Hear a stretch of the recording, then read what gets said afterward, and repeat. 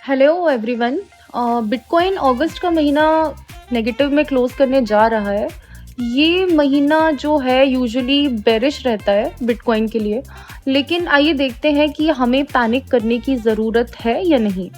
हम डिस्कस करेंगे बहुत सारे डिफरेंट चार्ट्स और एक बहुत बड़ी बात जो हमें ऑन चेन चार्ट्स पे दिख रही है उसकी बात भी करेंगे। सो वीडियो पर बने रहें आखिरी तक। आप BTC की अगली मूव मिस ना कर पाएँ, इसलिए हमारे चैनल को प्लीज़ सब्सक्राइब करें।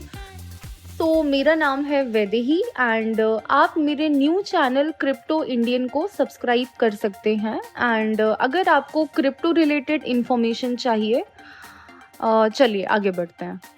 कल हमने एक और बिटकॉइन के अंदर पुल बैक देखा 57,600 के आसपास, लेकिन प्राइस होल्ड हुआ। ओके, सो प्राइस होल्ड हुआ हमारे इम्पोर्टेंट सपोर्ट लेवल पे।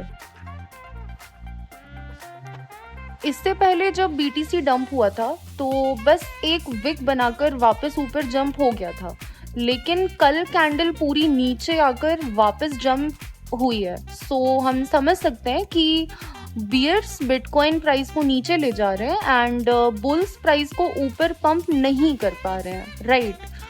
और हमें ये भी देखना है कि बिटकॉइन अभी भी डेली की लेवल रेजिस्टेंस के नीचे है और BTC डेली मूविंग एवरेज के भी नीचे है। साथ में डेली टाइम फ्रेम पे अगर आप नज़र डालें तो BTC अभी भी lower high and lower low pattern को बना रहा है। सो शॉर्ट टर्म में बिटकॉइन एक बेरिश इंडिकेशन दे रहा है। वैसे ये बहुत अच्छी सिचुएशन नहीं है कि हम 65,000 से वापस डंप हो गए, जो इंडिकेट करती है कि रिटेल इंटरेस्ट नहीं है और प्राइस मैनिपुलेशन चल रहा है। साथ में ये जो एक पैटर्न है जिससे आप उम्मीद रख सकते हैं कि आपको शॉर्ट टर्म रैली देखने को मिल सकती है। और अगर यहाँ ये ब्रेकआउट होता है जो या तो अगले एक वीक तक हो सकता है, क्योंकि सपोर्ट जोन पे ही BTC अपनी प्राइस को होल्ड करके रखा है। ओके,